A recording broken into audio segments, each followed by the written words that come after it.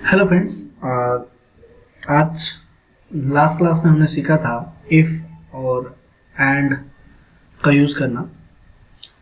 इस क्लास में हम सीखेंगे कि इफ एंड और तीनों का यूज किस तरह से किया जाता है।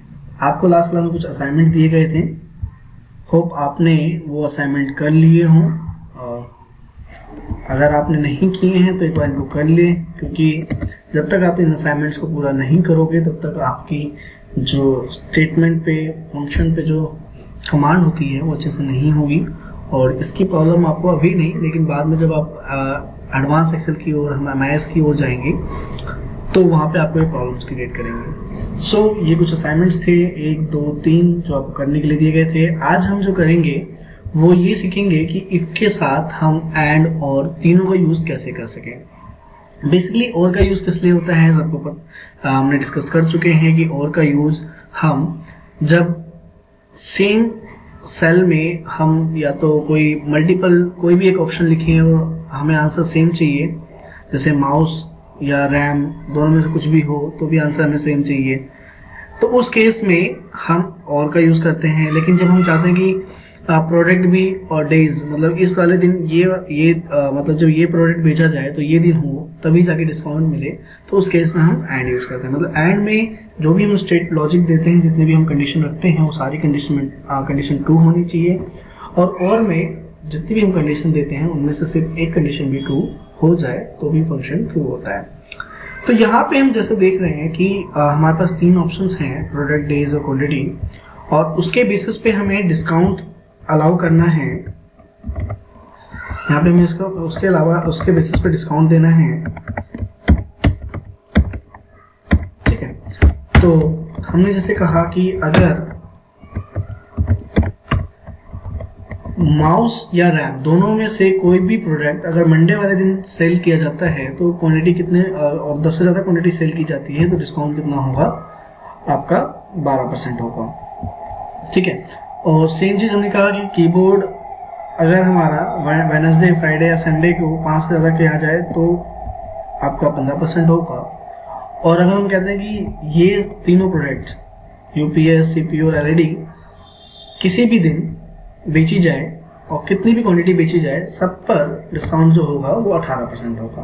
तो हमने अलग अलग स्टेटमेंट, अलग अलग तरीके से मैंने तीनों कंडीशन अलग अलग करके ट्राई किया है कि आपको मैं समझा सकूं कि इफ एंड और का यूज कैसे किया जाता है। अब जैसे यहाँ पर हमें समझना होगा कि यहाँ पे 2 ऑप्शन हैं, दोनों का मतलब है कि दोनों में से कोई एक हो, मतलब और, लेकिन ये तीनों होने चाहिए। तो यहाँ पे हम क्या यूज करेंगे, एंड यूज करेंगे। इन तीनों के लिए हम क्या यूज करेंगे, एंड। तो जब हम सबसे पहले यहाँ पे डिस्काउंट में आते हैं और हम यहाँ पे इफ लिखेंगे तो हमें समझना होगा कि हम क्या लिख रहे हैं। हम पहले प्रोडक्ट को चेक करना चाहते हैं और प्रोडक्ट में भी कितने ऑप्शन है, 2 ऑप्शन है। तो दोनों को चेक करने के लिए हमें क्या लिखना होगा, और लिखना होगा। लेकिन उससे भी पहले हमें यह समझना होगा कि इन तीनों को हमें सॉल्व करना है, और तीनों को सॉल्व करने के बाद डिस्काउंट कितना आएगा, 12%। तीनों को सॉल्व करने के बाद तो तीनों में हमें सबसे पहले एंड यूज करना होगा, और एंड यूज करने के बाद अब मुझे बताना होगा कि जो मेरा पहला लॉजिक है कि तीनों होने चाहिए, और तीनों में हमें बताना पड़ेगा कि जो हमारा पहला लॉजिक है उसके अंदर भी कितने लॉजिक है, 2। जो हमारा पहला लॉजिक है, जैसे प्रोडक्ट का हमारा पहला लॉजिक चेक करना है कि दोनों में माउस प्रोडक्ट बेस हमें चेक करना है, तो प्रोडक्ट बेस में भी कितने लॉजिक हैं, 2। तो यहाँ पे हम यूज करेंगे और। अब थोड़ा यहाँ ध्यान दीजिएगा कि जब हमने कहा कि और के अंदर या तो हमारे पास प्रोडक्ट में क्या होना चाहिए, या तो माउस होना चाहिए या तो हमारे पास रैम होना चाहिए। क्लियर। मैंने और का फॉर्मूला बंद कर दिया। जैसे मैं और का फॉर्मूला बंद करता हूं तो हम किस में आ गए, एंड में, एंड के पहले लॉजिक में। तो पहला लॉजिक तो हमने डिफाइन कर दिया, मैंने एंड का फॉर्मूला कॉमा लगा दिया।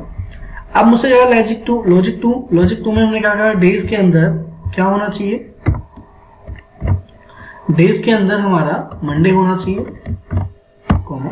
तीसरा लॉजिक हमने कहा क्वांटिटी, हमने क्वांटिटी के अंदर ग्रेटर देन 10 होना चाहिए। क्लियर। और अब हम क्या करेंगे, हमारे पास अब कोई चौथा लॉजिक तो है नहीं इसमें, तो हम इसको ब्रैकेट क्लोज कर देंगे। तो यहाँ पे अब किसका ब्रैकेट क्लोज हुआ, एंड का ब्रैकेट क्लोज होते ही हमें किस में आ गए, हम इफ में। जब आप इफ में आ जाए तब कॉमा लगाकर आप इसकी वैल्यू ट्रू बता देंगे कि 12% होना चाहिए,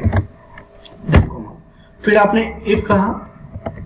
अब आपने कहा कि यहाँ पर फिर से 3 कंडीशंस हैं, 3 कंडीशन के लिए हमें एंड लगाना होगा, और पहली कंडीशन जो हमारी लॉजिक की है वो प्रोडक्ट की है और प्रोडक्ट सिंगल है, तो सिंपली हम और ना लगाकर सीधा यहाँ लिख सकते हैं कि इक्वल टू, इस वाले सेल में अगर कीबोर्ड होता है तो पहला लॉजिक कीबोर्ड होता है। दूसरा हमने कहा डेज के अकॉर्डिंग। अब डेज में कितने मल्टीपल ऑप्शंस हैं, मल्टीपल में से कोई सा भी होना चाहिए, तो यहाँ पे हम और यूज करेंगे, और यूज करने के बाद हम एक एक करके बताएंगे कि इस सेल में अगर या तो वेडनेसडे हो या इस सेल में फ्राइडे हो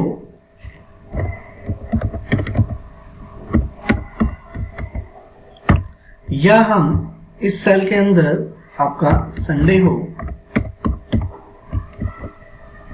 एक मिनट एंटर दब गया था से, संडे हो। अब तीनों लॉजिक हो गए, हमने ब्रैकेट क्लोज किया, कॉमा लगाया। अब एंड के हम थर्ड लॉजिक पे आ गए। अब एंड में हम थर्ड लॉजिक में क्या आ रहे हैं, क्वांटिटी हमारी कितनी से ज्यादा होनी चाहिए, 5 से ज्यादा होनी चाहिए, तो हमने यहाँ क्वांटिटी 5 से ज्यादा कही। अब यहाँ पे एंड का फॉर्मूला भी क्लोज करेंगे, तीनों लॉजिक हो चुके हैं हमारे। अब हम बताएंगे कि अगर तीनों होते हैं तो डिस्काउंट हमारा कितना आना चाहिए, 15%, देन कॉमा, फिर इफ लगाएंगे। और अब यहाँ पे हमारे पास सिर्फ एक ही कंडीशंस हैं, इफ, तो हमने इफ तो लगा दिया। अब यहाँ पे एंड नहीं लगाएंगे क्योंकि सिर्फ यहाँ पे प्रोडक्ट वाइज है, ना तो हमें डेज चेक करना ना तो क्वांटिटी चेक करनी। लेकिन जब इफ में भी हम एक देखते हैं कंडीशन की, यहाँ पर इफ के अंदर भी हमारे पास कई ऑप्शंस हैं, तो यहाँ पे हम और यूज करेंगे ना कि एंड, क्योंकि हमें एक ही के अकॉर्डिंग चेक करना है। तो इसके अंदर हमने बताया कि या तो यूपीएस हो या तो इसके अंदर आपका सीपीयू हो या तो इसके अंदर आपका एलईडी हो। अगर ये तीनों चीजें पूरी होती हैं तो और का फॉर्मूला हमने क्लोज किया, कॉमा, तो 18% और नहीं तो 18% और नहीं तो 0%, ब्रैकेट क्लोज। 3 बार जितनी बार हमने इफ लगाया है उसको हम परसेंटेज में कन्वर्ट कर देते हैं। अब यहाँ पे मान लीजिए हमने लिखा माउस लिखते हैं, मंडे लिखते हैं और क्वांटिटी 12 करते हैं, तो डिस्काउंट कितना आ गया, 12% जो हमने दिया था। रैम लिखेंगे तो भी 12% आएगा, और यूपीएस लिखेंगे तो 18%। उसको डेज से कोई मतलब नहीं है, ना कि क्वांटिटी से कोई मतलब है, क्योंकि यूपीएस और सीपीयू पर हमने पहले से बता रखा है कि पर्टिकुलर सिंगल प्रोडक्ट वाइज ही चेक करना है। अब मान लेते हैं कीबोर्ड लिखते हैं, यहाँ पर कीबोर्ड पे फ्राइडे लिखा हमने और आपकी क्वांटिटी हमने कर दी 6, तो यहाँ पे डिस्काउंट आ जाएगा। अगर हम 5 करते हैं तो 4 करते हैं, डिस्काउंट नहीं आएगा। तो मतलब कहने का मतलब यही है कि यहाँ पर आप अपने अकॉर्डिंग किसी भी तरह की कंडीशंस बना सकते हैं, उस कंडीशन को यूज कर सकते हैं। किसी तरह का भी लॉजिक हो, आपके मन में जैसा भी लॉजिक चल रहा हो, तो आप उस लॉजिक को माइंड में रखकर अपने आप स्टेटमेंट बनाकर उसको चेक करेंगे और उसको करेंगे।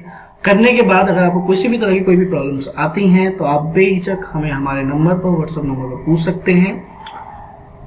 काफी स्टूडेंट्स हमसे जुड़ रहे हैं जिन्होंने हमारी वीडियो नहीं देखी है। बहुत अच्छी, मुझे ये चीज देखकर बहुत अच्छा लगा कि जो हमारी वीडियो ना देखते हुए भी अपने फ्रेंड्स के थ्रू, जिन्होंने उनके फ्रेंड्स से बात करी, फ्रेंड को बताया या डिस्कशन करने के बाद वो डायरेक्टली हमसे जुड़कर हमसे क्वेश्चन पूछ रहे हैं, और हम उनकी भी हेल्प करने के लिए बिल्कुल तैयार हैं।